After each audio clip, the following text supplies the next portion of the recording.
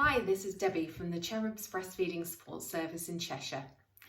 I'm doing a video today, and this video is targeting parents-to-be. So first of all, if you are watching this because you are expecting a baby, then massive congratulations from all of us and our team. It's going to be an amazing thing that's going to happen in your life, and you will be probably researching and looking into all sorts of things in regards to the preparations of having a baby. And one of the biggest things, of course, is how you're going to feed your baby. So we want to just give you information about how to feed your baby. Obviously, we're going to focus on breastfeeding. I'm going to talk to you about influences around our infant feeding decisions, the actual mechanics of how milk is made, how to know your baby's getting enough milk, how to actually correctly position and attach your baby. And we're also going to look at a few other things. It's all interrelated. So behaviours around newborn babies, what is normal? There is an awful lot of information out there on websites, parenting books, even the media, that kind of tells us things that aren't scientifically true. They're not evidence-based. Some of it's wishful thinking, I think. But what that can do to new parents is really knock your confidence and start you down the thought process of, have I got a broken baby here, or have I done something wrong as a parent? And 99 times out of 100 probably the answer is no. Your baby is completely normal, and we need to help you get the confidence to know that. We'll also be talking about sleep, because again, there is so much information and pressure around babies sleeping, and again, if you understand the physiology of what is going on inside your baby's brain and why they behave the way they do, it gives you confidence and it helps you relax and accept that this is how babies are. It's not forever. I guarantee that the baby that doesn't sleep very much when they're younger will be the teenager that won't get out of the bed. And I speak from experience there. So let's crack on.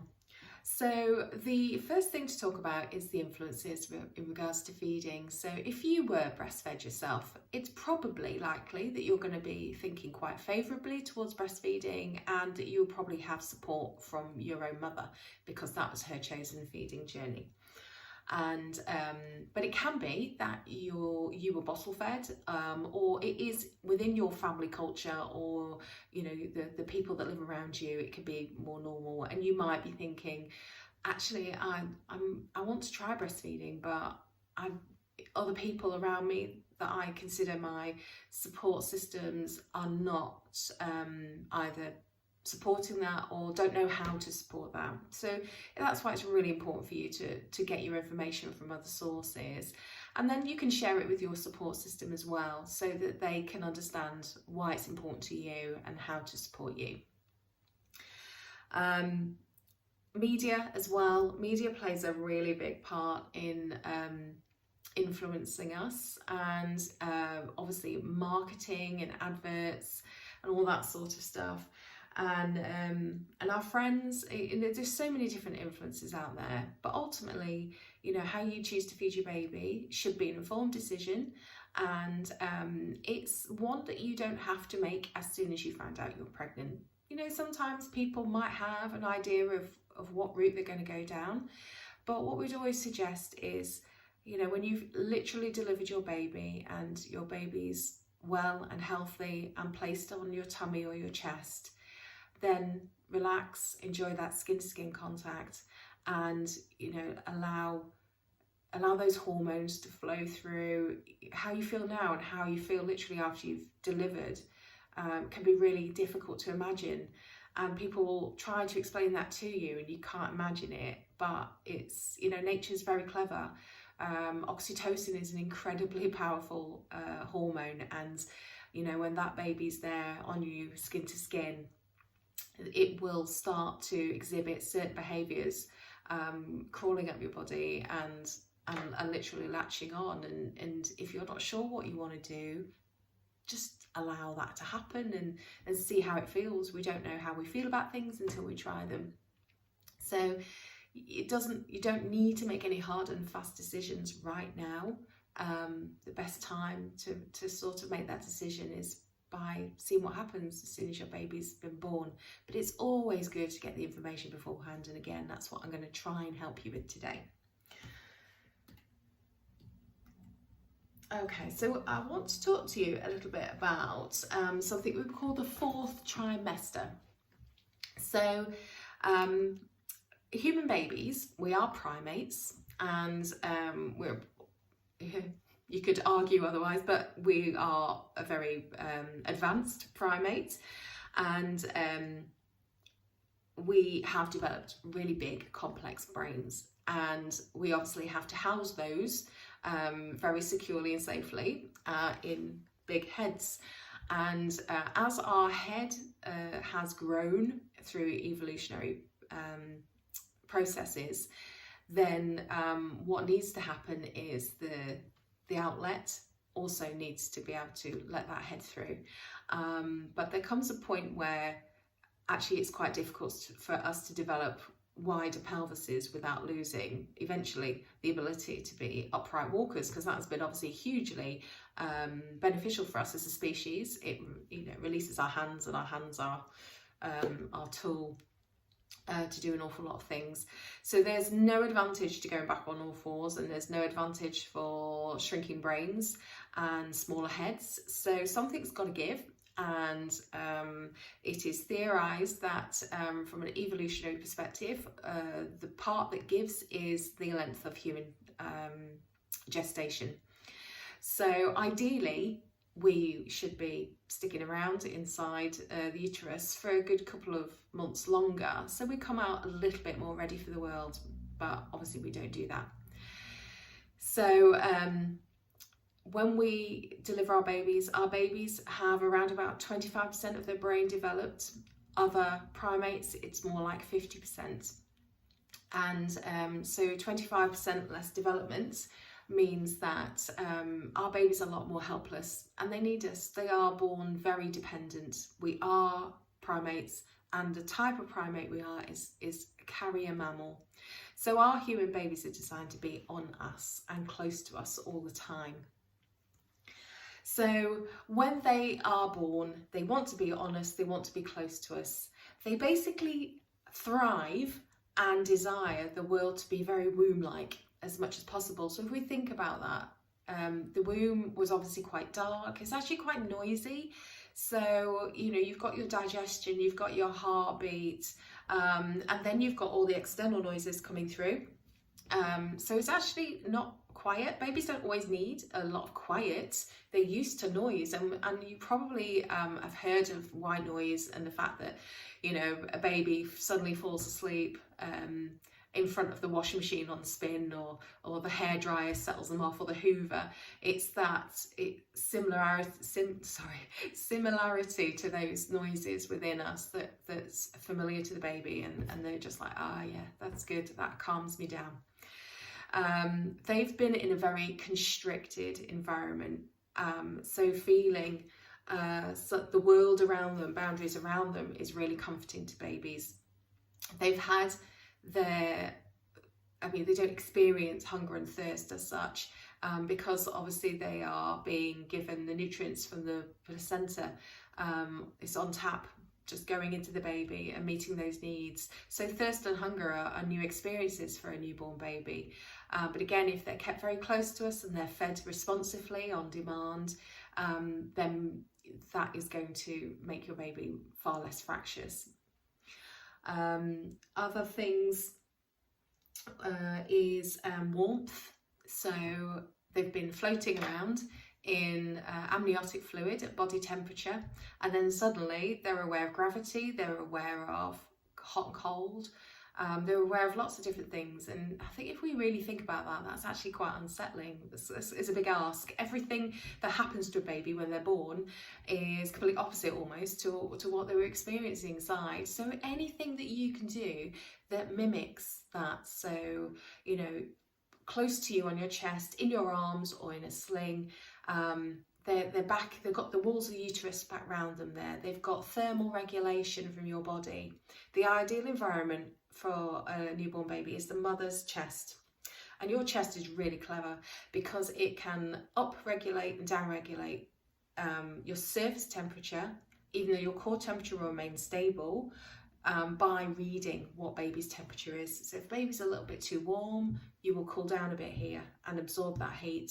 And conversely, if your baby needs warming up a little bit, then you will bring heat to the surface of your chest skin to help warm your baby. Dad's bodies don't work quite so well, but in the grand scheme of things, you know, dad's body's better than nobody. So the ideal niche for a human infant is mother or other. That's the perfect environment. So we expect this kind of transition from your 3rd trimester in the uterus to the 4th trimester in the outside world to be around about another 3 months or so. So ways to make that easier is considering things like baby wearing. So I've touched on slings before. So when we say baby wearing, what we're talking about is like using slings and wraps and cloths to actually have your baby on your body. You will probably think of images of women in perhaps other countries where they have traditionally worn their babies, and actually if we go back a couple of 100 years, we were wearing them too. We just suddenly decided to invent boxes on wheels and push them around in those instead. And but there are an awful lot of slings and wraps on the market now, and also certainly in Cheshire, there will be nationwide, but in Cheshire we do have some really good support networks for parents that are interested in learning about how to wrap their babies safely and correctly and get the most out of it, because there's nothing happier than a baby that's strapped to a nice warm human body. Your baby will cry far less, and that's just got to be worth it for that reason. Your baby's digestion will be smoother. The fact that your baby is upright on your body means that milk, obviously is a very liquid food that they take in, will be encouraged to stay down. So less refluxing type behaviours. Wind will help come back up, so you don't have to go out of your way to do any major winding tactics and things to get wind up. It's when they're fed and if they're happy and settled, just pop them in a sling, and as you go about your daily business, then your baby's wind will work its way up. They've obviously got that tummy to tummy contact with you as well, so if they are a little bit windy or maybe a little bit tummy gripey, then they are getting that contact and that massage, which is comforting to them. Their legs, when they are correctly wrapped, they should be in a carrier that provides some bottom support. So your baby should have their legs kind of up in a froggy position like this, and not just dangling with a little bit of support in the crotch area. And that means that your baby can sit in like a nice kind of hammock position here, which is nice and comfortable, supports and distributes their weight, and doesn't put any unnecessary forces dragging the hips out of the joints, which is really important. But also that position, bear with me, that position is an elimination position. Believe it or not, we all eliminate a lot better if we're in a squat kind of position. TMI. But yeah, if your baby's got some abdominal wind, needs a little bit of help coming out, they're getting that tummy contact and they are getting that elimination position going. So bottom wind should be a lot easier to find its way out. So yeah, huge benefits to baby wearing, and you know, all those benefits mentioned so far, it's not an exhaustive list, and also your hands are free. So your baby is being looked after and getting their needs met, super calm, and yeah, is hands free for you, so you can just go and do the things that you want to do. Parents often worry about wearing babies, holding babies, in fear of spoiling them. So I did touch on in the introduction about some myths in society, some things that are spread in the media and some parenting books that might suggest that we should limit the amount of holding and touch a baby should have. And there is no science behind that whatsoever. We are carrier mammals. I can't stress that enough. You know, they are designed to be on our bodies. And when your baby is in contact with you, then the parasympathetic nervous system is in play, and they are awash with lots and lots of oxytocin. And oxytocin is your feeling good, bonding hormone, and it keeps your baby in a rest and digest mode rather than a fright and flight one. And that oxytocin also has a really positive impact on your baby's brain development. So as I said before, it's only around about 25% developed. And the development, the connections, the wiring up of all those neurons inside your baby's brain is the kind of the major point that, sorry, not speaking very well here. The time that most of that happens is the first 3 years of life. We go through periods where there's pruning and further development and kind of more shaping going on, but the first 3 years of life are the most critical. And your baby's brain will wire up based on the quality, the nurturing of the environment in which they're born. So if there's lots of oxytocin flowing around, then your baby's brain is going to wire up really optimally and normally and healthily. And a baby that has those kind of wiring up of neurons connecting in a really optimal, positive way, then becomes the child that is, wanting to be independent. They have the confidence to do that. So I think that's one of the massive fears we have, is we're terrified of creating a monster. If we respond to the baby's cries immediately, if we give them lots of hugs and cuddles, are they going to expect that all the time? Are they not going to be able to do things on their own? Yes, they are. They are going to be a very confident, independent child. I think we have to get our heads back around the fact that in order to spread our wings, we need strong roots in the first place.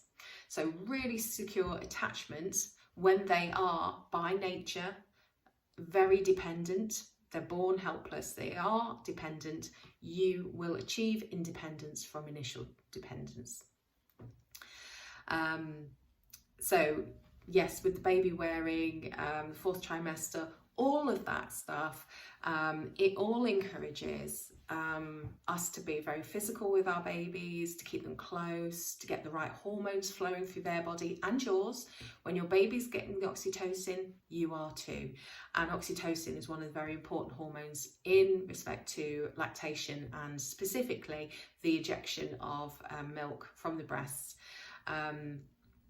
So yeah, major benefits for both you and baby.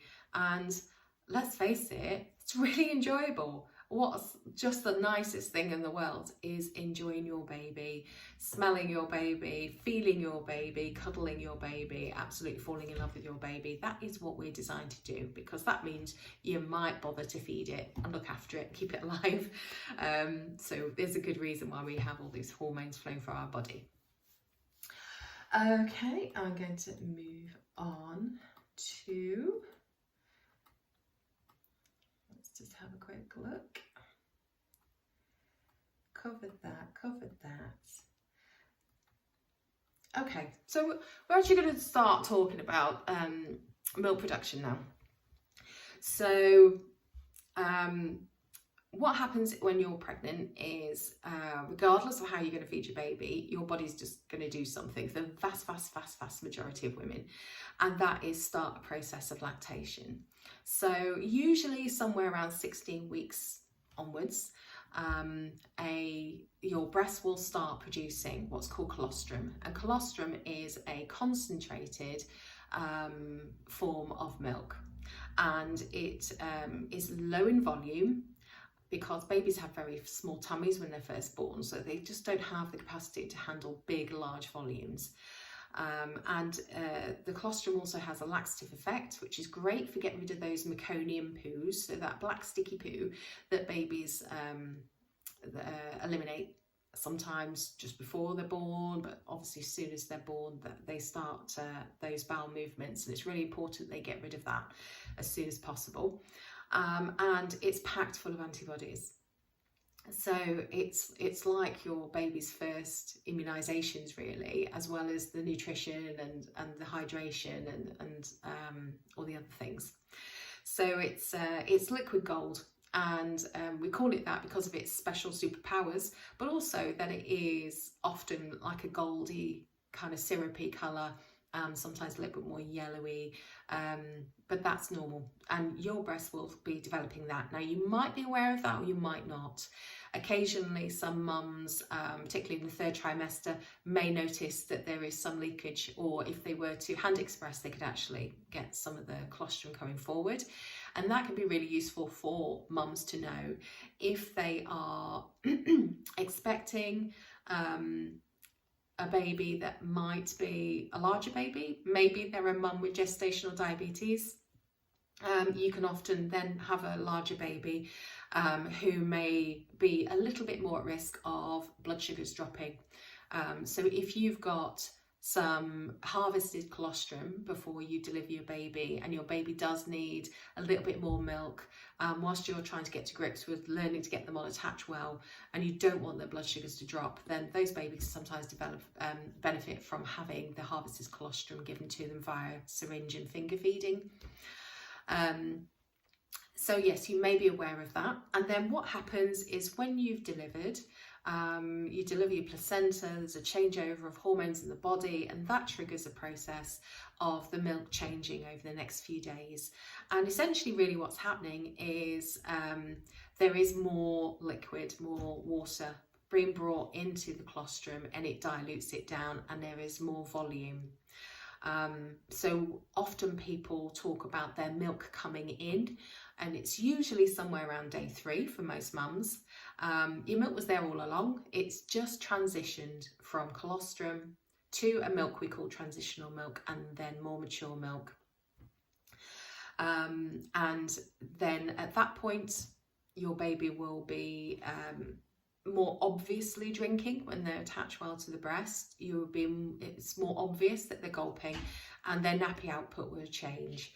So prior to that, you might have had a couple of wees in the first few days, but then the wet nappies will increase. So certainly by day 5, we want at least 6 good wet nappies in 24 hours. And the bowel movements will go from a very thick, sticky black bowel movement. I often describe it as Marmite, and then it will become slightly lighter and a little bit easier to clean, which I then often describe as Nutella. And then we go through sort of a pesto stage. So again, it's a little bit more voluminous. It is definitely getting a lot easier to clean off the baby's bottom, and it is quite dark and greeny and a bit stringy. And by day 5, we're looking for kind of korma sauce. So I do apologise if I've just put you off some of your favourite foods there. Yes, that's what we would expect is normal. So if there's enough colostrum, transitional, more mature milk going through that baby through effective positioning and attachment, then we'd expect that series of small amounts of wet nappies to obvious frequent wet nappies, and those stick blacky poos turning to like yellow korma poos by day 5. That would be indicative that enough milk is going through into your baby. So then what happens after the milk has increased in volume around day 3 is you can often feel like, actually I've got an awful lot of milk going on here, and it can sometimes feel a bit uncomfortable. Mums are all different and different warehouse capacities, and some have that sort of like Pamela Anderson moments, and others are like, yeah, they feel a bit heavier than they were. But both can be completely normal, and the important thing is to just keep that milk moving. You don't want it to be stuck in there, because if it does literally get stuck, which is what true engorgement is, because you've got additional blood flow to the breast, you've got some additional fluids and like some edema often trapped in the breast, and then you've got the milk production. All of those additional fluids are taking up additional space, and what can happen is the ducts, which are circular tubes, then get flattened into flat ribbons, and it's much more difficult for the milk to actually flow out. And if you have got yourself in that position, warmth, running water over the breast, bit of massage, and effective hand expression to start with. Possibly a pump might work for you. The flow will be very slow to start with, but just keep going. It will gradually get faster and faster, because as you drain it, the flat ribbons, ducts will start to reopen, and when they're much more circular, then the flow's a lot faster. And the best way to get it moving is your baby being effectively latched, if that's possible. But if your baby's not wanting to feed, or you're still struggling with that, then you doing it yourself with some hand expression or a pump is the best way forward. Beyond that point, what's really important is that baby is feeding regularly. And we would be looking for a baby to feed somewhere between 8 and 12 times in 24 hours ordinarily. And what that does is it stimulates the breast to keep making milk. And your hormone prolactin, particularly at night time, will have the opportunity to lock into receptor sites on your breast milk cells for the first couple of weeks post-delivery. And if for some reason that you didn't breastfeed in the first couple of weeks, or there was perhaps a lot of supplementation going on, you were separated from baby, you weren't encouraged to protect your supply with expressing, there's various things can go a little bit wrong sometimes. That can mean that your long-term supply for this particular breastfeeding journey can be compromised, because it's quite critical for those first few weeks that there's good quality stimulation to your breasts. So there's regular milk removal, so that your body is getting those prolactin molecules to lock in, and then when those receptor sites close at around week 2 to 3, you want them to lock in as much prolactin as possible, and that then protects your supply for as long as you wish to breastfeed that particular baby. So sometimes what happens, it's hard going in the early days. You've got this brand new baby, you don't know what you're doing, and it's overwhelming. The delivery might have been overwhelming or physically challenging in many ways. There's a lot to be getting your head around, and it's tiring. You'll be living on some adrenaline for the first few days, and then you kind of run out of that, and the tiredness hits you, and you've got your hormonal changes and your baby blues. There's so much going on. Nature's not very kind to us. But it can sometimes be tempting to consider giving your babies bottles at night. You know, people have told you, oh, you know, your baby will sleep if you do that. You're looking for some kind of break, and it's not to say that you can't do those things. There are ways to do it in a way that minimises any potential longer term damage to your chosen journey. But you do need to be aware that if you say we're using formula and you thought it was a good idea to just formula feed your baby at night, and just breastfeed in the day, you'll get away with that for the first few weeks. But because of the lack of stimulation, particularly at night when your prolactin was at its highest, you'll probably find your milk supply is going to start dropping quite substantially, and therefore you're going to have a fussy baby who's not satisfied, and then the formula comes into day feeds as well, and it's a really slippery slope. So for your information, it's important that you understand that the best start, the best way to prime and prep your breasts to ensure that you can breastfeed long term is to make sure there's regular good quality milk removal. If it's not by baby because there are some issues with getting to grips with your position and attachment, then expressing so that your body thinks you're feeding the baby is the way forward. Right, so talked about how milk sort of starts in the body and ways, what happens after birth and ways to protect it. But I've just forgotten my thoughts. Okay, yeah. Just another thing to talk on is when you do have full breasts, it can be really, it's reassuring as a mum, thinking, okay, well, there is a very full breast, there's loads of milk in there, and there's my baby's feed. But what happens as time goes on is the breasts do actually get softer, because you usually start with an oversupply, just in case you've had twins or triplets. But then your body kind of regulates, okay, I've just got the one baby, or maybe you have got twins. It regulates to what the need is, and it doesn't need a great deal more. So you'll feel them soften, that's good. And then sometimes people worry that, particularly as the day progresses and the evening starts to kick in, is they're not aware of filling up of their breasts and start thinking there's not enough milk. And particularly if your baby does a cluster feeding pattern, which is really typical for new babies to do, anywhere usually from 3-4 p.m. to up to midnight is typical time for babies to cluster feed. So they're on and off and on and off, and that's normal.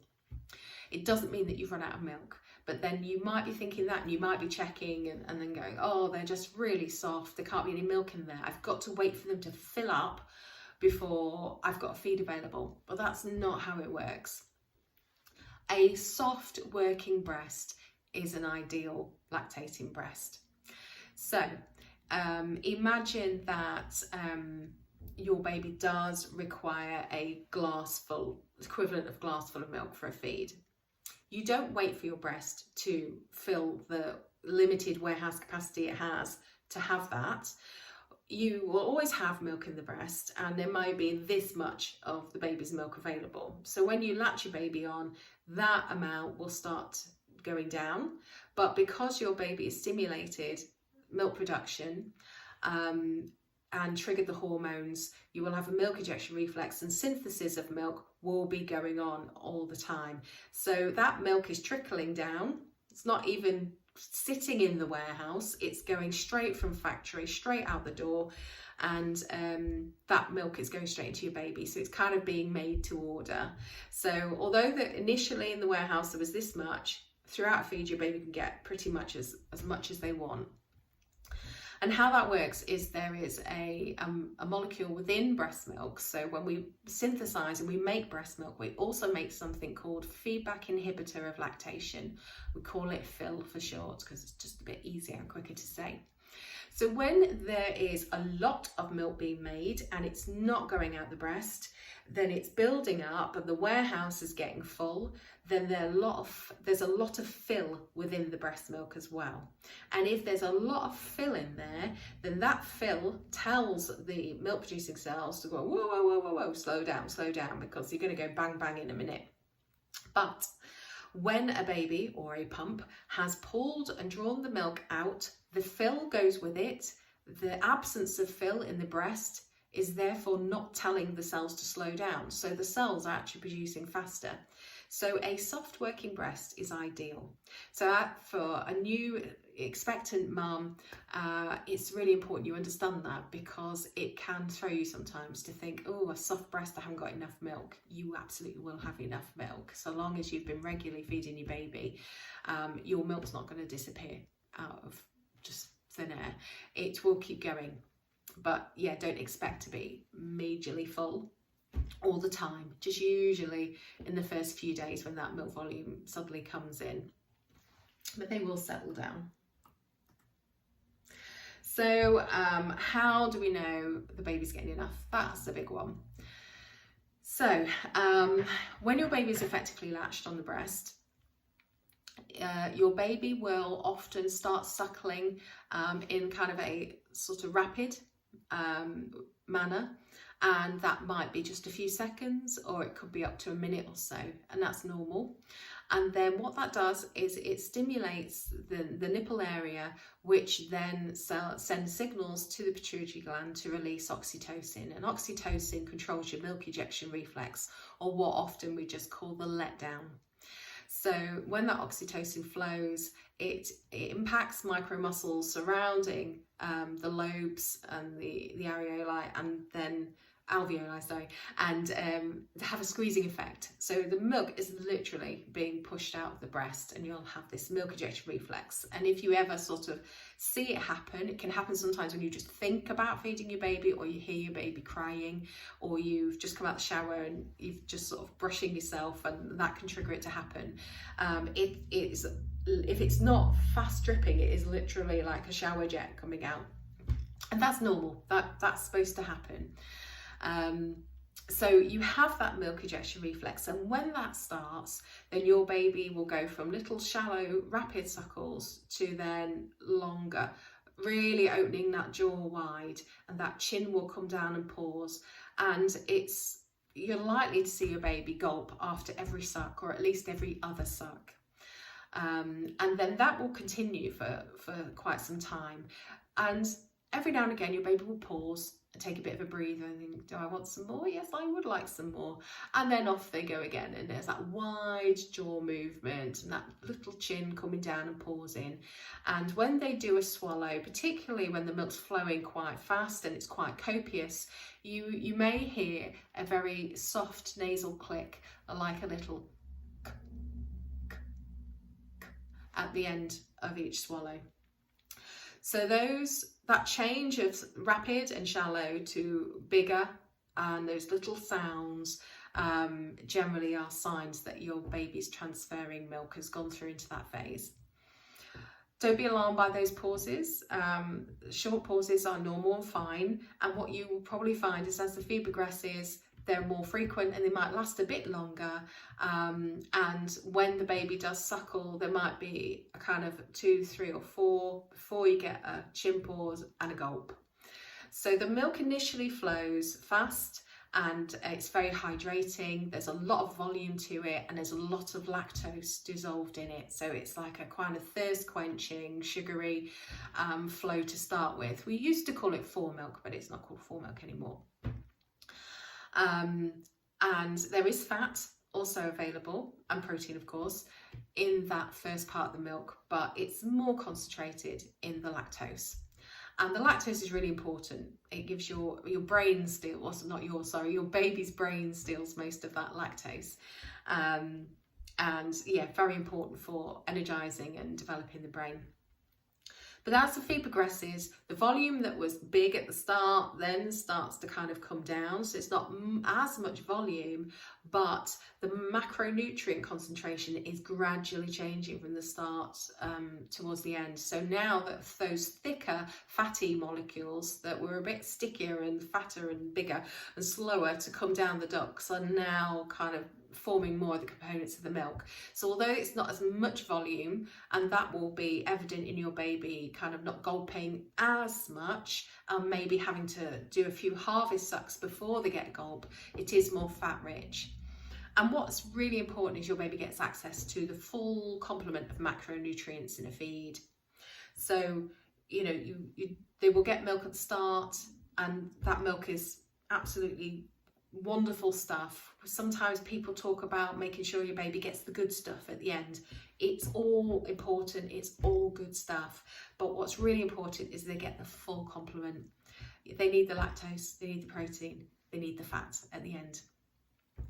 If they've got the ideal concentrations within their body, then the transit of their nutrients through their body is a lot smoother and calmer, and less likely to show up as any sort of abdominal issues. For example, if they haven't stayed on the breast long enough and got enough fat out of it, and they're a bit lactose rich, then they might, the amount of lactose can kind of speed through the digestional tract a little bit too fast, maybe not be processed by the lactase to break it down, and then the bacteria in the colon having a feast and creating frothy, a painful wind for the baby. So mismanaged feeding can sometimes cause those issues, but if a baby's attached well, and they are triggering the milk ejection reflex, and then they're doing those rhythmic good strong sucks and regular gulps, occasional pauses, still doing some level of gulping, more pauses,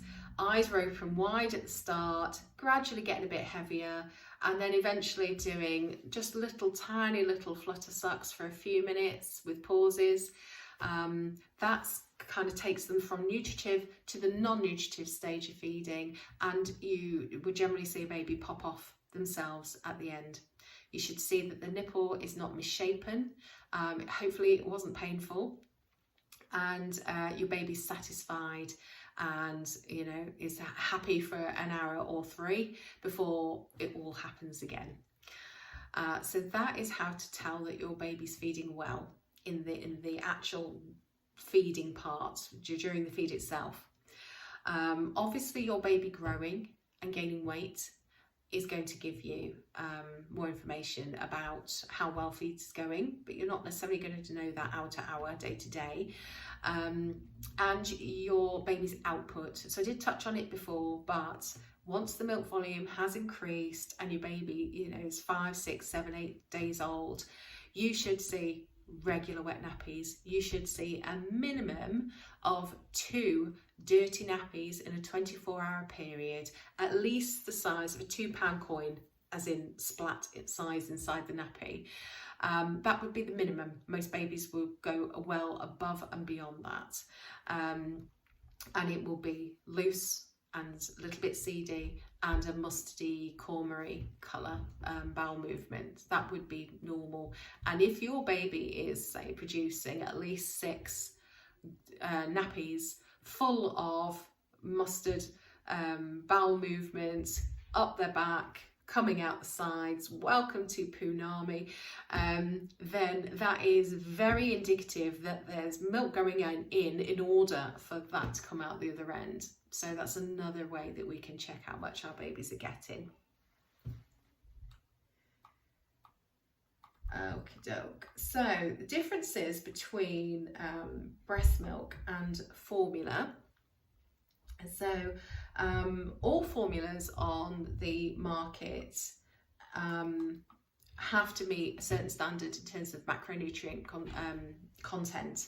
So they will be fortified with vitamins, they will contain fat, there will be carbohydrate and protein, and of course water. You add the water if you're making it up for yourself, and that is pretty much it. And obviously they put in the macronutrients to match as close as they can the ratios and the volumes that you would find in human breast milk.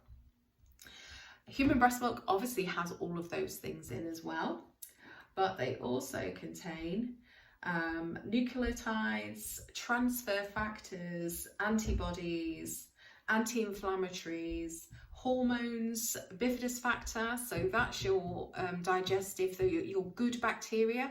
Once upon a time we thought breast milk was sterile. It's not. It actually contains bacteria to help start to colonize your baby's gut, as well as that initial birth and skin to skin moment. All of that's super important for digestional health, but also our general health for the rest of our lives. Oligosaccharides, which are very simple sugars and very protective for babies to help protect them from bad bacteria taking hold in the intestine. White cells, obviously cells which fight pathogens, and viral fragments as well. It's probably not exhaustive list either, but it's amazing stuff. So formula will feed and grow a baby. Breast milk will feed and grow a baby, but breast milk also protects your baby, whereas formula doesn't have the capacity to protect your baby. You know, the action of breastfeeding is also more than a feeding method, and breast milk is more than a food. So it's important that you kind of understand that. And again, in our society, we're sort of encouraged to consider that formula and breast milk are like for like, but they really aren't. They're very different. Something for you to understand about breast milk as well, and from the protective perspective, and particularly in light of obviously this coronavirus situation that we're all living in, is something called the Broncho mammary pathway, or the Entero mammary pathway. And what that is as a mother, if you have been exposed to a virus, a respiratory virus, it's likely as a mother and you've got a new baby, your baby was probably close by. If they weren't close by, but they're going to be with you very shortly after and you've been exposed, you're likely to pass that on without even realising you passed something on. So mothers and babies tend to be very close to each other, and if one gets something, the other's likely to get it too. And your body is super clever, because when you are producing milk, you are giving antibody, immune, your own immune response throughout your life through your breast milk. And you're giving that to your baby, and you're saying, look, this is what my body's learned about things, things that could be harmful to us. You're going to have that, and I'm going to help protect you. But if I was to sneeze on you and your baby's going to struggle to fight off what I've just passed on, because they're brand new and they haven't developed their own proper immunity yet, but you will have. And your body will go into the process of creating new antibodies, recognising and fighting this pathogen that I've just passed to you. And within hours, that new antibody will travel into your breast milk and be delivered straight into your baby. How clever is that? So the worst thing that you can do is, if you are ill with nasty cold, a really common thing that parents think are a good idea is if you've got awful, sickness and diarrhea bug, and you're just thinking, oh my goodness me, we can't let the baby get this is awful, and plus you feel pretty rotten as well, is to separate mum and baby. It's absolutely not. Obviously you need someone to help care for baby if you are that poorly, but keep the feeds going, keep the contact going, because that's actually going to help your baby. Because if you've been exposed to that gastrovirus, it's highly likely your baby's already been exposed and could be starting to develop it. So if you are passing your new antibodies through to your breast milk within hours, then your baby's either going to get a very mild version of it, or they might not even get it at all. It was just you, unfortunately. So yeah, this mammary pathway, Broncho and Entero mammary pathways are pretty remarkable, and another reason why it's such a great idea for us to give our babies breast milk from the breast. Okay, so you may be aware of health benefits for you and baby, but just to go over those, when babies are breastfed, and exclusively breastfed ideally, and for long good periods, so we want babies to have an infant milk available to them for at least the first 12 months of life, and from 6 months complementary solid foods would come in as well. They've still got to have some form of infant milk. So obviously if it's breast milk, so they're exclusively breastfed for the first 6 months, and then the solids come in from around about 6 months, and they're still breastfed for at least 12 months, ideally 2 years or beyond. That would be the wishes of the World Health Organization for every baby born on this planet, for the best optimal start we can give them. But those babies have a reduced risk, for the more breast milk they have and the longer they have it, a reduced risk of things such as childhood cancers and leukemia, sudden infant death syndrome as well. Being breastfed helps significantly protect them from that. Ear infections, respiratory infections, eye infections, eczema and asthma as well. So if that's something that's quite prominent in your family and you have it yourself, we can't guarantee that your baby wouldn't have those things, but you are likely to lessen the severity or even stop it happening at all. Heart disease, constipation, an exclusively breastfed baby, it's almost unheard of that they would get constipated, because it just isn't those bulking agents and any waste products and the things that shouldn't be there. Nature has designed that food to be ideal for a human infant. Diabetes as well, urinary infections, gastroenteritis, and allergies. And again, it's not an exhaustive list, but it gives you a snapshot of actually the likelihood of these things being severe or happening at all is statistically significantly reduced if a baby is breastfed. For you as the mother,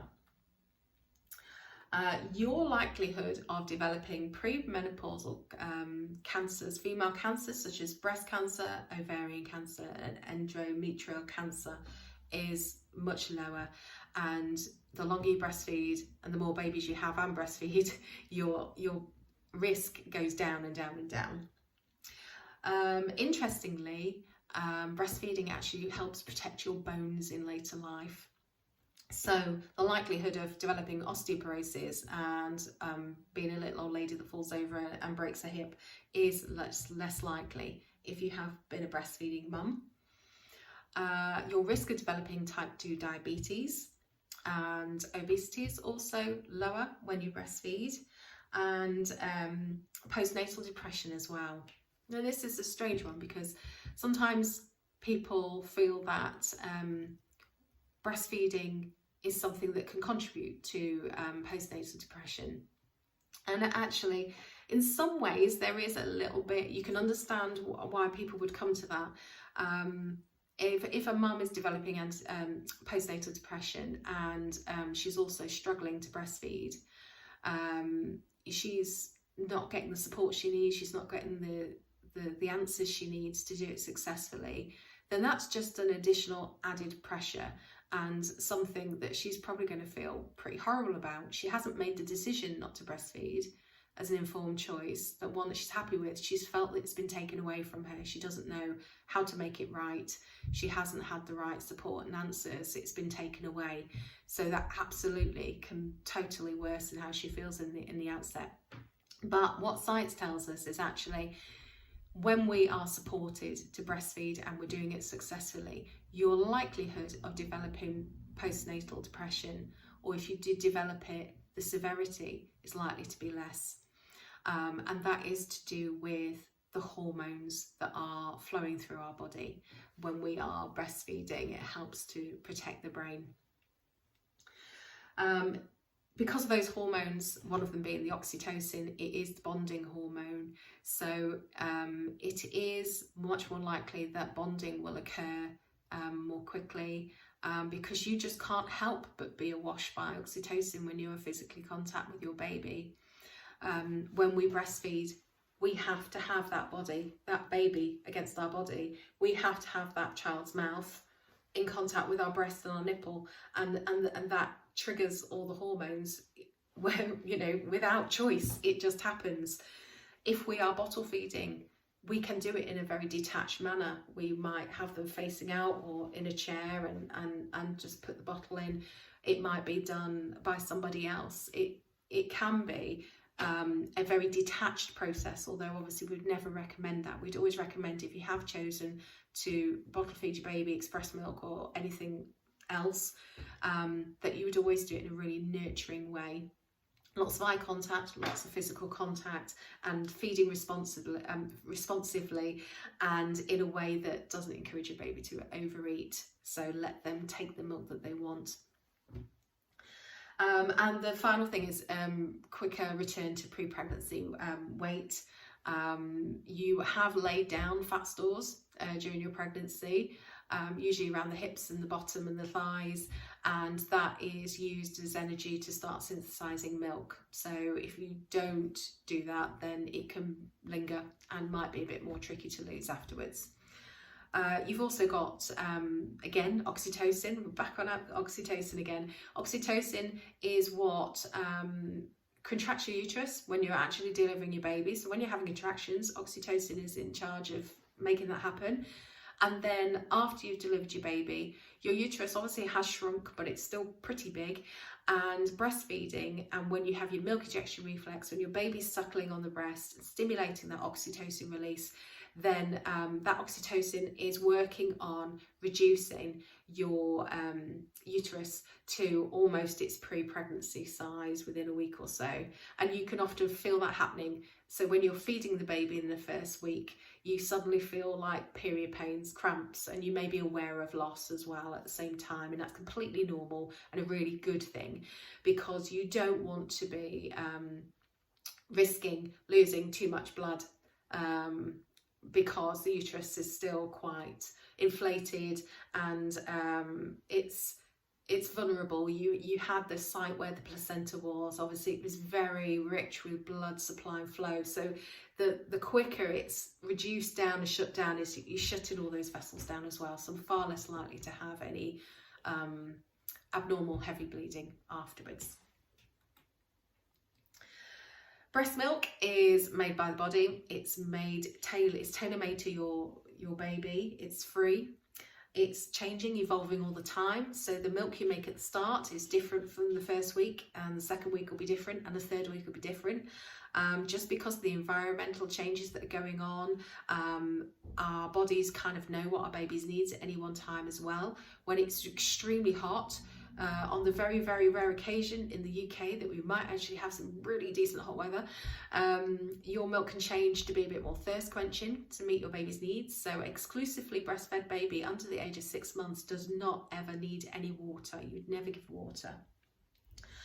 And when you're feeding into toddlerhood, again, our bodies are really clever, and they know that these little toddlers are now on the move. They've got feet, they can crawl, they can get into mischief.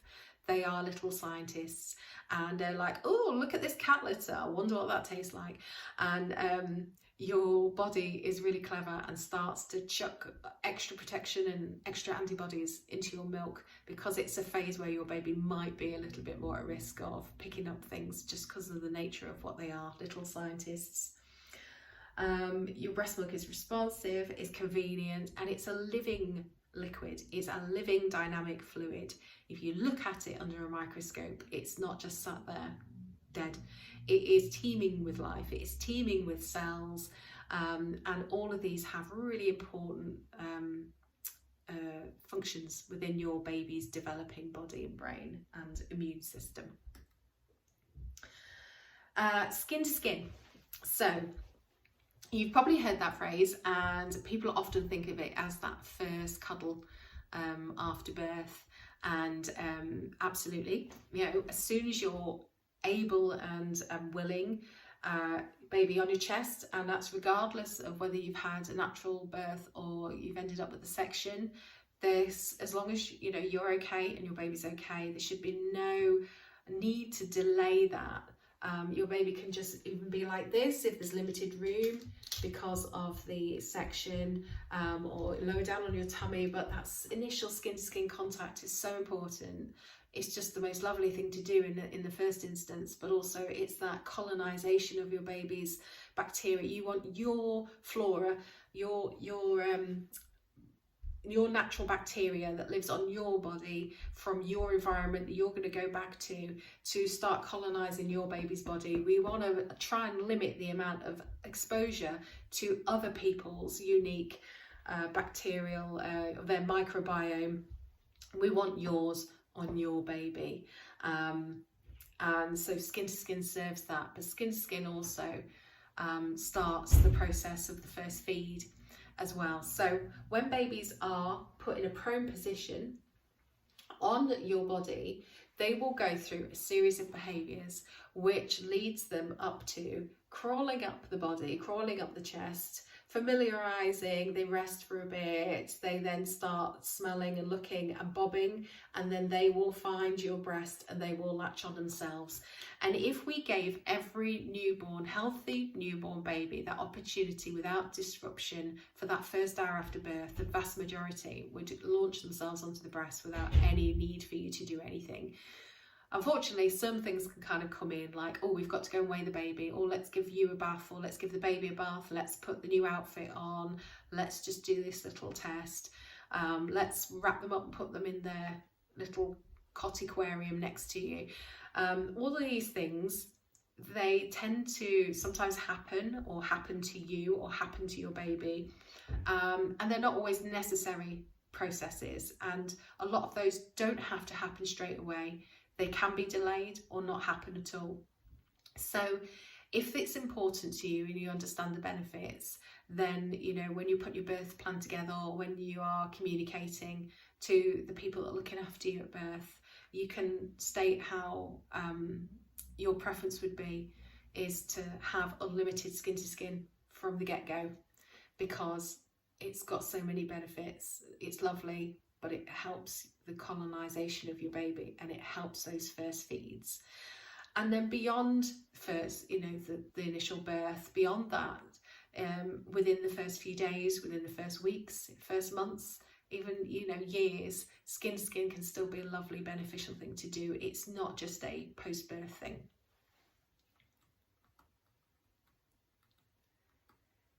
So another thing in regards to skin to skin is the regulation of baby's breathing and heart rate. And we know through research and findings through something called kangaroo mother care. So when little babies have been put in their mother's skin, then we can see that their response to pain is far less. They are much calmer. They're breathing more normally and naturally, and triggered to keep breathing, and their heart rate and all their regulatory systems are nice and stable. When they're separated, then things are much more haphazard. Their temperature, the way that they're breathing, the heart rate. This is another reason why we know that this is the niche of the human infant where they belong as much as possible.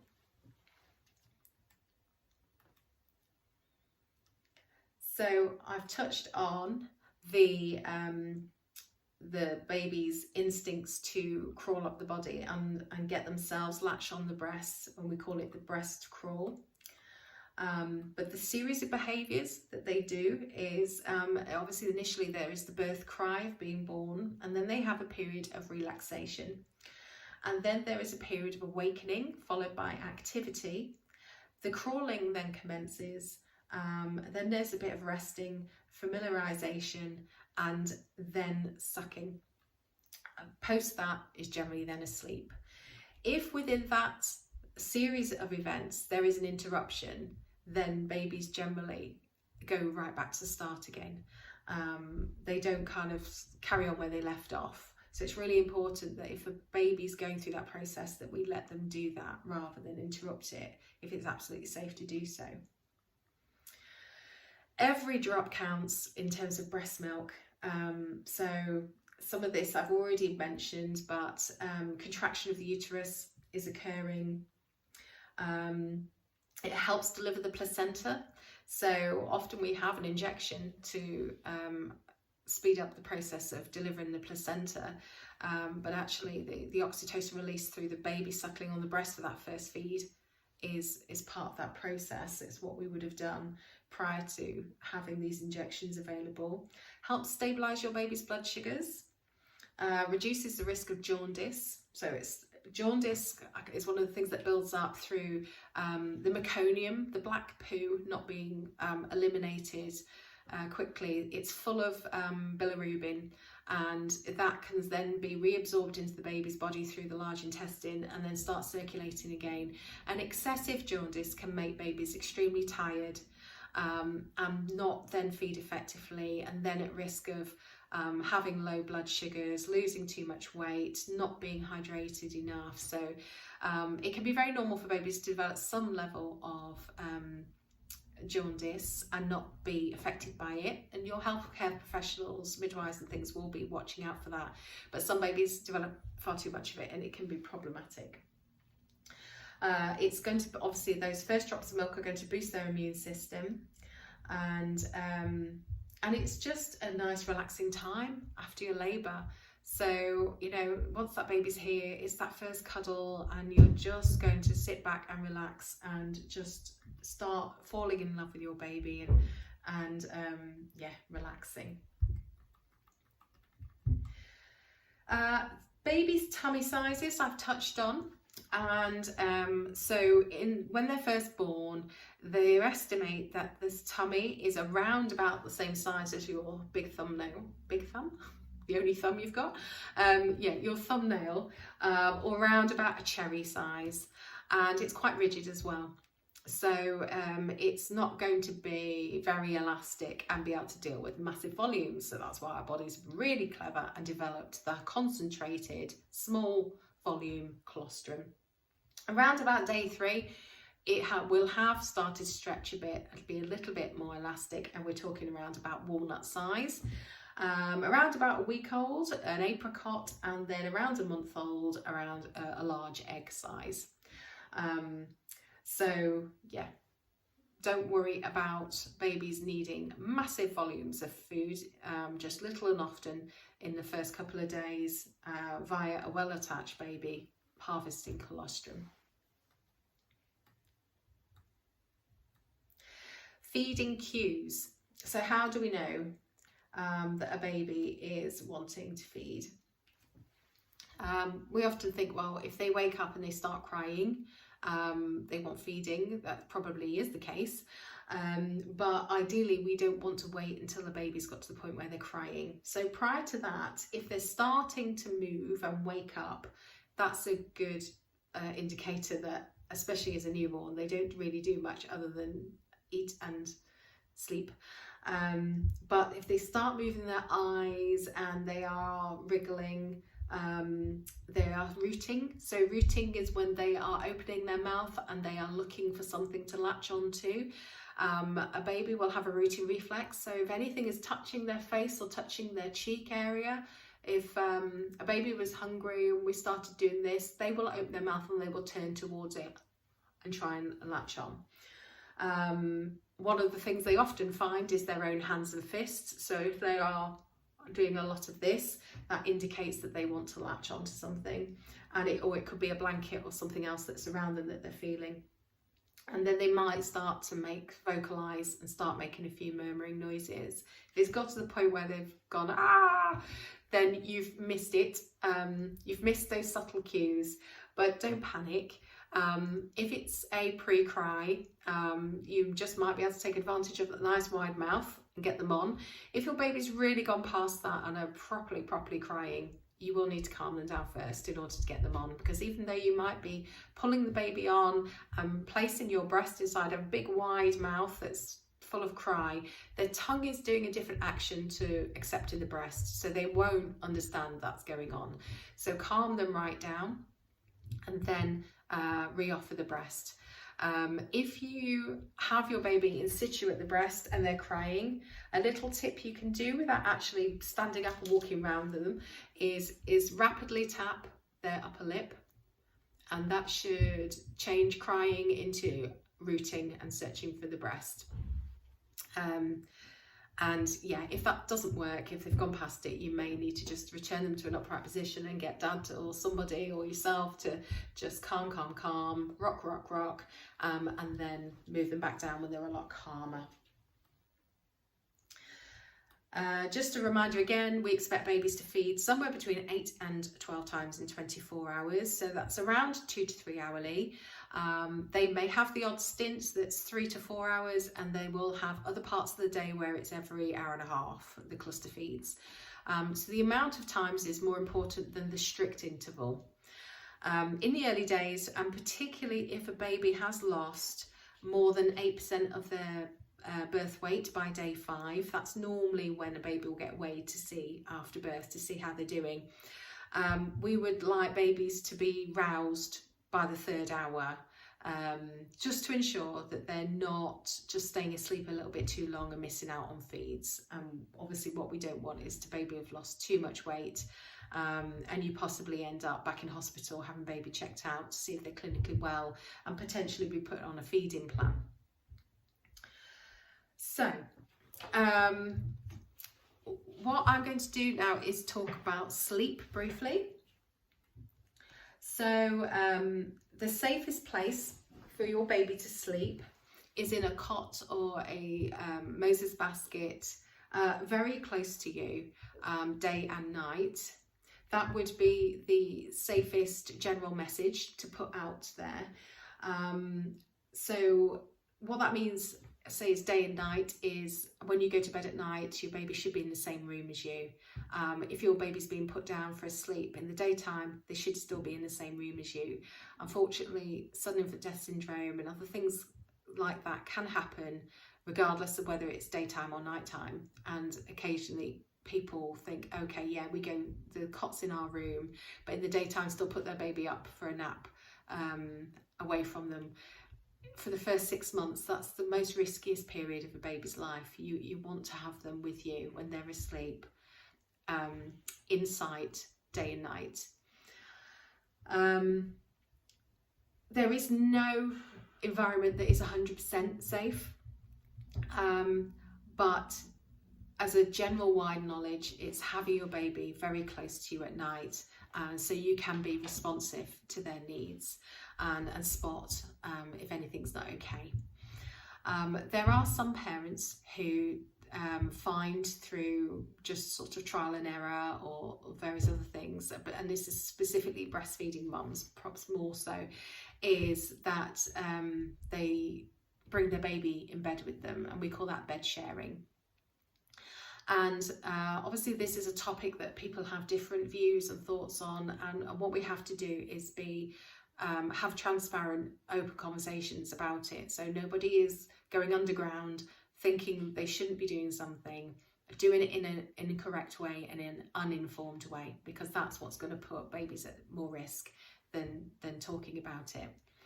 And over the years, more information and research has become available, and organisations such as the Lullaby Trust, UNICEF Baby Friendly Initiative, Bases Online, all of these departments have looked at what do we know what's going on, what have we found out, and how do we put guidelines together to help parents make informed decisions about their babies and where they sleep.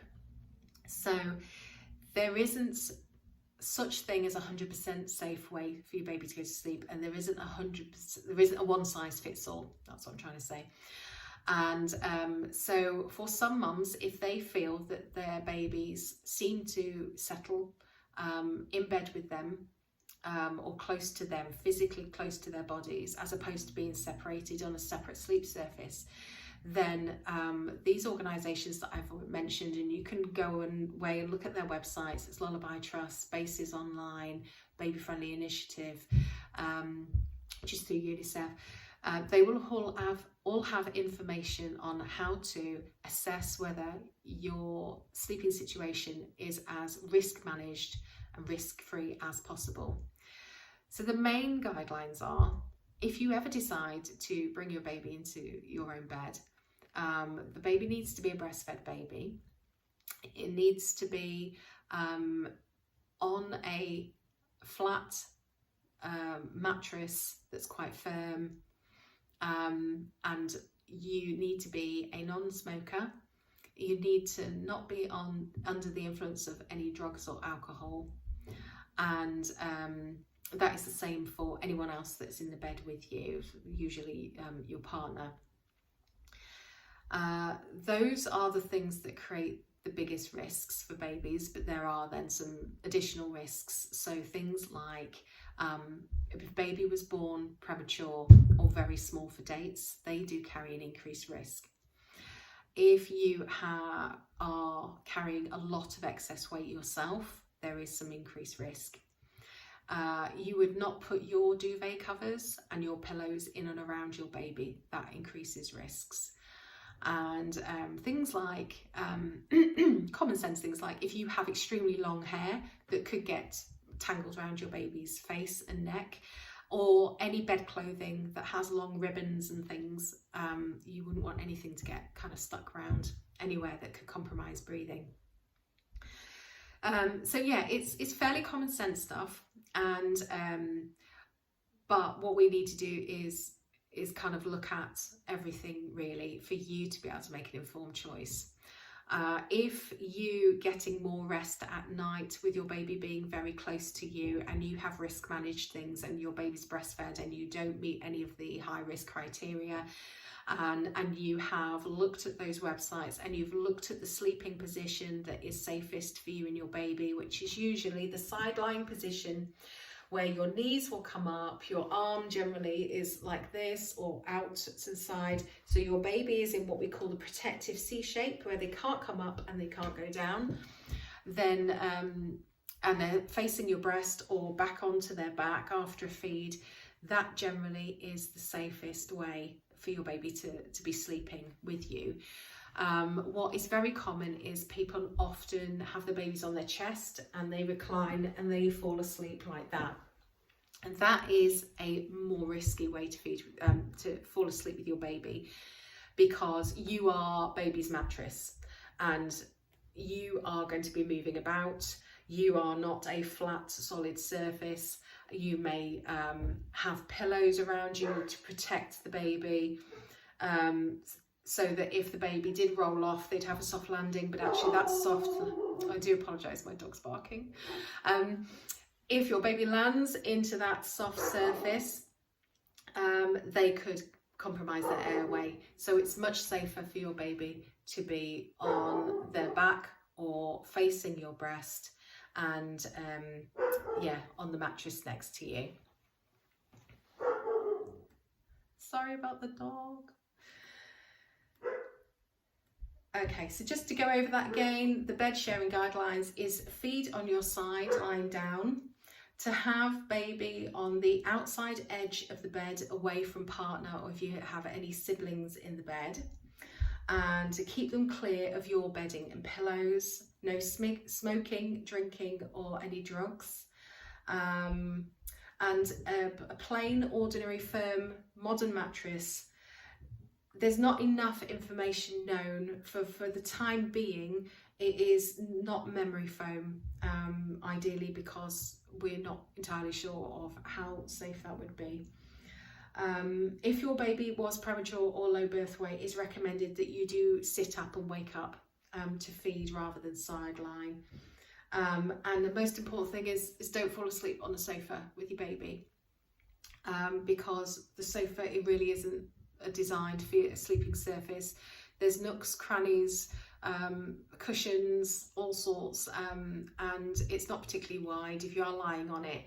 And when there have been instances of what has been classed as bed sharing, but actually it's the sofa, it was the environment that was the risk factor, not the actual the bed sharing itself.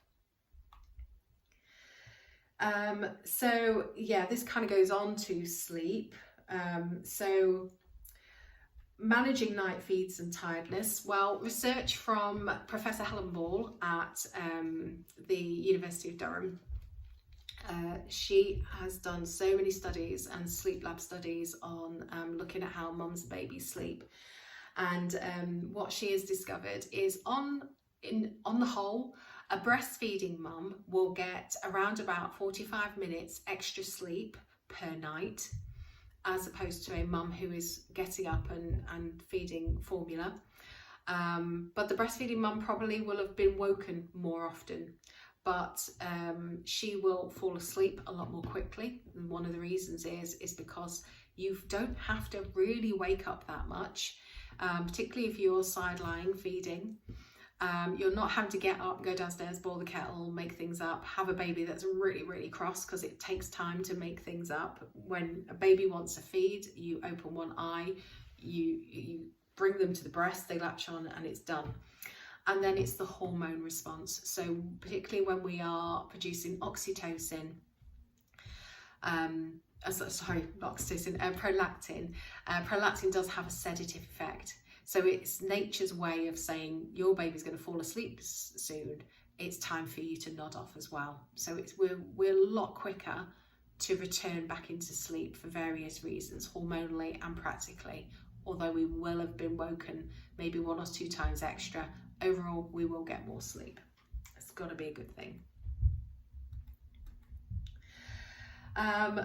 Babies don't sleep like we do. They don't consolidate a big chunk of their rest and sleep through 8 to 10 hours at night and then awake most of the day like we do, they are going to sleep in short bursts and be awake in short bursts. So a way of managing that, as well as some of the sleeping suggestions or things that we've discussed so far, is also trying to get some rest in the day. It's amazing how an hour here, an hour there makes you feel amazing.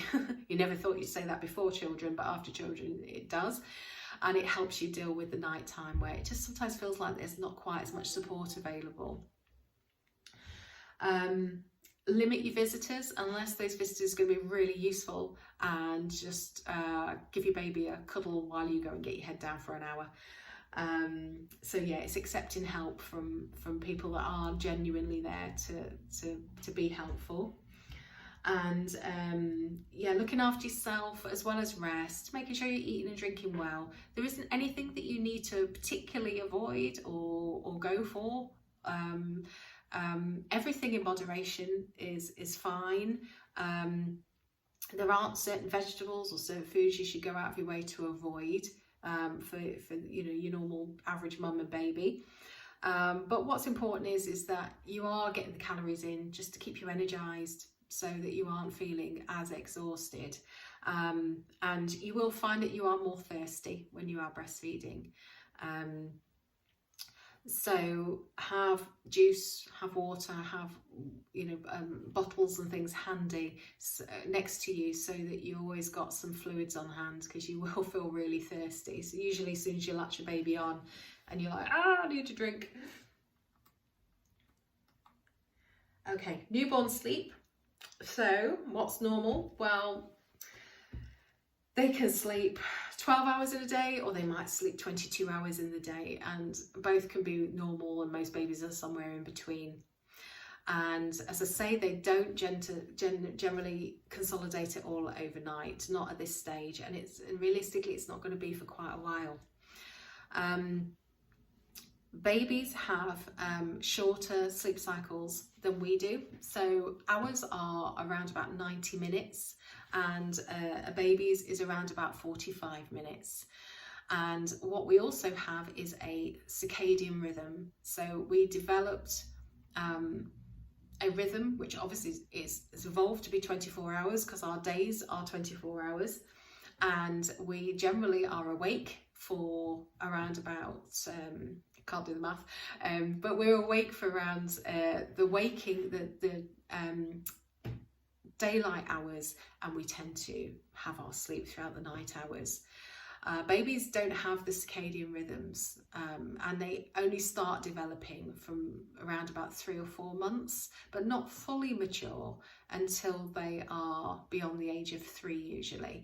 And also the sleep cycle, which is currently 45 minutes as a baby, gradually gets longer until it matches ours, again somewhere around 2 to 4 years. So in reality, their sleep physiology doesn't resemble ours throughout infanthood and throughout toddlerhood really. It's kind of coming out the other side of toddlerhood into preschool years, where it's going to be far more like ours. So I don't want that to scare the life out of you, thinking that your baby's never going to sleep. Babies are all different, and some will sleep like we would wish them to, or closer to that, and others are going to just be like normal babies and sleep very differently to us. But whatever your baby does, your baby will have moments where they feel like they're progressing in the right direction. They will have development leaps and things that occur that might feel that they've took a step back, and that is normal. And then they will go forward again. But the general process is they are moving forward. They're always moving forward.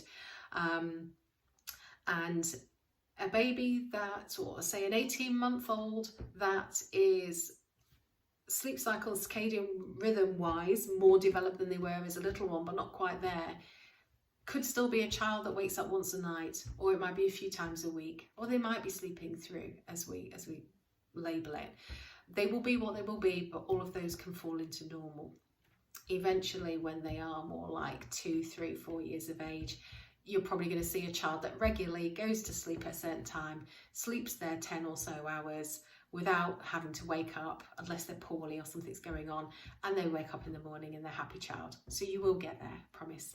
But we do have so much pressure from our society. It's often, you mark my words, it's often one of the first things that people will ask you.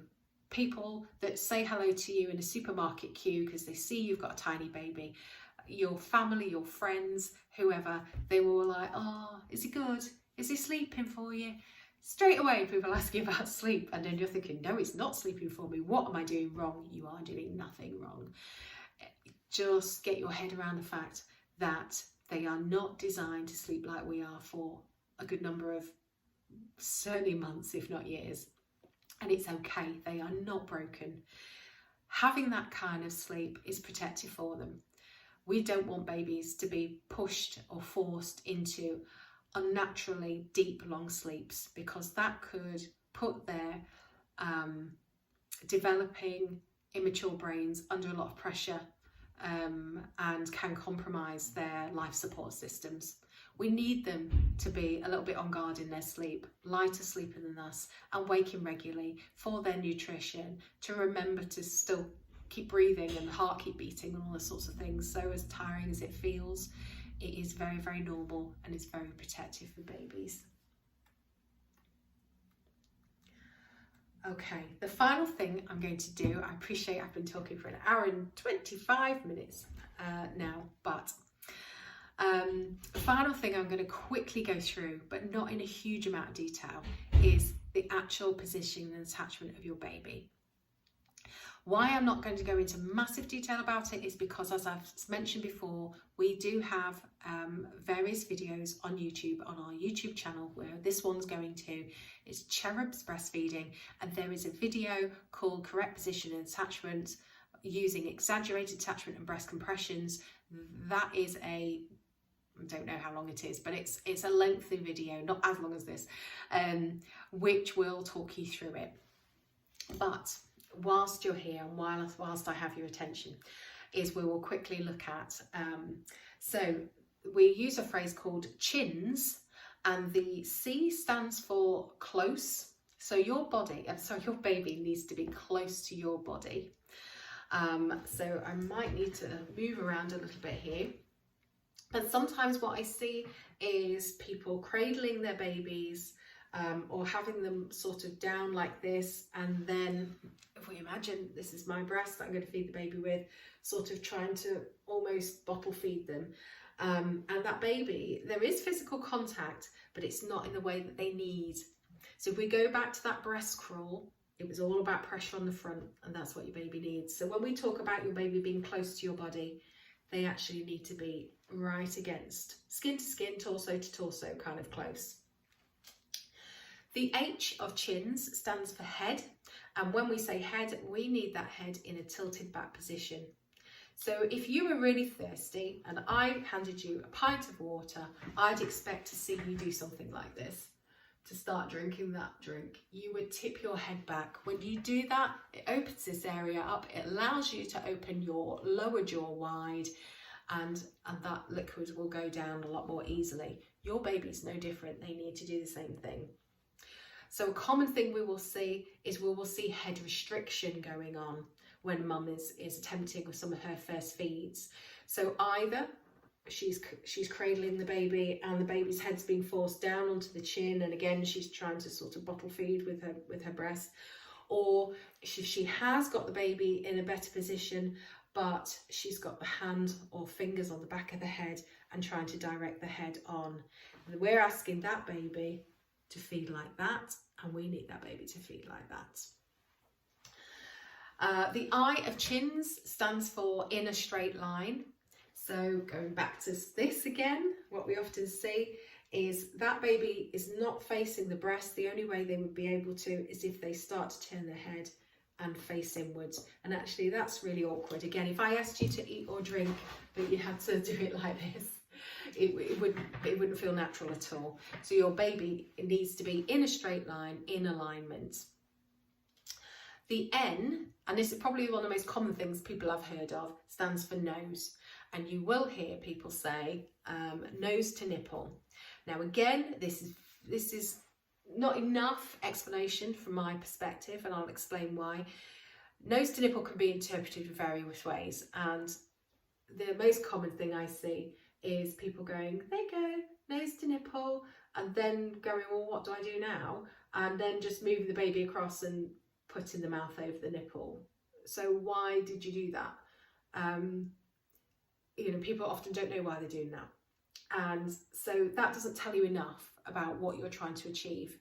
So when we say nose to nipple, we actually mean nipple to nostril, or nipple up the nose. So that will take that to there. So now it's nipple up the nose, or nipple to nostril. What you notice there's a big change in the angle of the head. Going back to H, head, it was about being free to tilt back. You would only achieve nipple up the nose or nipple to nostril if that head is tilted back, which is what this baby's doing now. So when we say nose to nipple, we mean nipple up the nose or nipple to nostril. And then the S is sustainable. So whatever position you use, it should be comfortable for you and baby, it should be effective, and you should be able to sustain it for the entire feed.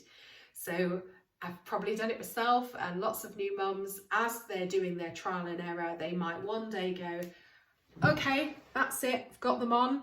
And then you're like, I can't move now because I daren't move because I've got them on, and it took me ages, and it's the best it's ever felt. And my back's going to kill me instead of my nipple now, but I don't care because my nipple's not hurting. So, you know, we need to find a way to make that a lot better. So when we are positioning a baby, one of the positions I would normally teach in the first instance is cross cradle. And the reason is it allows you to give your baby the body support they need, the support they need behind the shoulders, which is probably the most important pressure your baby will feel, head support without direct head contact, and also have your other arm free to be able to manipulate the breast to help them on. So if I'm now going for my left breast to feed this baby, then my right arm is going to come across the baby, my elbow is going to pull that baby in, my hand is going to come across the back of baby's shoulders, and I'm going to make a deep cradle there. So I'm not doing that, I'm not trying to pinch the neck and hold it. That you will feel that doesn't feel right, and your baby's head will feel floppy. So you want to widen your thumb and your hands, and you want to go right in and almost bring your wrist actually down to your baby's lower shoulder and press in firmly. But your baby needs that to get them actually physically stable into the right position, and then encourage their head to tilt right back through that pressure through your heel of your hand, through the back of the shoulders. And you'll notice that I've got rid of one arm underneath this breast, and the other one will be up here somewhere. What can be, what some people do is they think it's a good idea to do that and trap them in front of the body, but now there's a gap and I can't get that baby close enough, so that baby will have to start losing their head extension to compensate, and they won't get a good latch. So we'll have one here and one under there. A baby's kind of giving you a nice big kind of sideways hug. So then I'm going to bring my baby up and in close, and I'm going to bring them in so that that nipple is up their nose, not opposite their mouth, it's up their nose. And then because it's up their nose and touching the face, the baby will start rooting and opening their mouth, and then we can bring them in quickly. And that's like a firm pull in through the back of the shoulders, and we can use our thumb to tilt the nipple away and then flip it in. So we call it exaggerated detachment or the Flipple. And they will kind of come in and take a big mouthful, and then they should look like this on the breast, not like that on the breast. When your baby's got that kind of pressure through the back of the shoulders, as I say, it will help open them out, it will help the head extension, it will make them feel very safe and secure. So when I go out and do home visits, mums are usually surprised at how much force I'm putting through, and I can assure you it doesn't hurt your baby, it's not painful in any shape or form, and those babies will demonstrate that by being very calm and got their arms spread either side right up against mum, and not complaining, not moving, not crying, whereas previously without that support they were very fractious and fussy and complaining. So it's more pressure, it's more firm hug against your body than what you might realise, but that's really important because that triggers those pressure points on various points of the baby's body, which then tell the baby, go into feeding mode, go find that breast and get yourself on it. And when you do latch your baby on, and it is correct, there shouldn't be any pain. Whilst you are learning what the ideal fit is, so your baby's mouth wide and your nipple tissue and areola going up towards the palate rather than centrally onto the base of the tongue, you want it to go right up to the palate because the head's back. Beyond the first few seconds, there might be a little bit of, oh, it's not quite in the right place, but within a couple of sucks, if you've got a good technique going on, that pain should disappear. So pain is common, but it's not a sign that's normal. You're not supposed to feel a lot of pain because you've got to toughen up. Toughening up isn't something that happens. It's the difference between a painful feed and a non-painful feed is the fact that the nipple's just got to the right place in the mouth, and we're ideally looking for the nipple end to reach the junction of the hard and soft palate. If it's not in deep enough, it's going to be the tongue and the hard palate squashing, pinching it, and that's going to chafe and hurt and potentially cause some damage. So there shouldn't be pain involved, but it's common that whilst we're learning to fit together, we might have a bit. If it is severe pain and it is going on for days and days, that is the point where you really ought to be shouting someone, because something needs looking at, something needs tweaking. Don't try and buy into the theory that it's normal, it happens to everybody, it's part of toughening up. It's because your body hasn't done it before. Yes, it is a new skill for you, but there are people who can help you bypass a lot of unnecessary pain and get you right to where you should be, or identify why that's actually going on. There can be other things that affect it, and other causes of nipple pain, but you do need somebody to know what they're looking for to help you. So we don't want anyone to be in any unnecessary pain at all. So yes, a well-attached baby, it doesn't hurt. So I am now going to leave the video here. I think I've been talking long enough. Well done if you've kept with me all this time. I really need a drink now as well. But it's a lot of this, I know it's a lot to take on board, and it might be worth watching it again at a different time, and don't expect to remember everything. And particularly when it comes to the position attachment thing, lots of people will watch, you know, the snapshot I've just given you now, but also our main video. But it tends to make more sense when your baby's actually here and you know you're going through it again, and it could be that you need some face-to-face support with that as well. So if you are in the Cheshire East area and you're watching this, then you can contact CHE.R.U.B.S.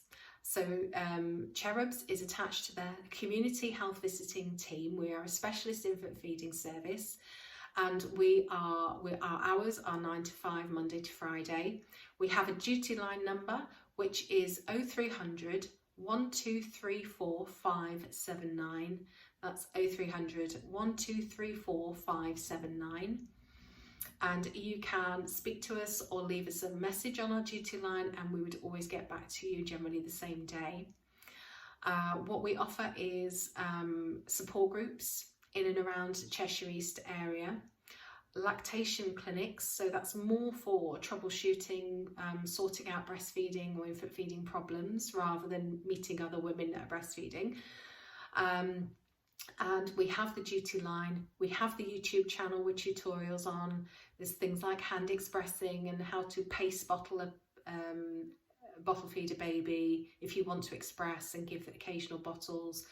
There's one on the use of nipple shields, if that's something that in discussion with another specialised health professional in infant feeding have decided that that's probably beneficial for you whilst they sort your issues out. So it's good to know how to use them properly and how to fit them to you and your baby properly.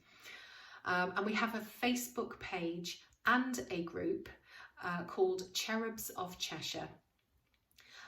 So with the group, you request to join. It's a closed group, so your talk about boobs and things like that doesn't go on your general wall for everyone else to see.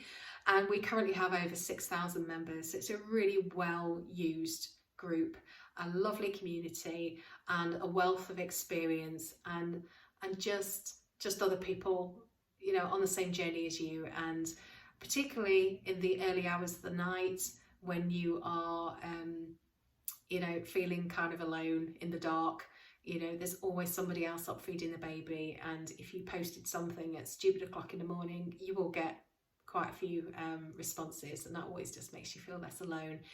And you are welcome as antenatal mum to join the group before you have your baby, because you might have questions or concerns, or you just might want to just get a feel of what kind of things do people talk about, what do they go through. You know, there's going to be lots that I haven't talked to you about today because you just really don't want to be sat watching me for hours and hours and hours on YouTube. But yeah, it's an opportunity to speak to other mums that are doing what you're going to be doing in a few weeks or a few months' time. So yeah, we do the duty line, we do the Facebook page and group, we have the YouTube channel, we have lactation clinics, and we have support groups. Which is, there is specialised support available, but also just that building friendships, building your maternal matrix. And then we have home visit facilities as well.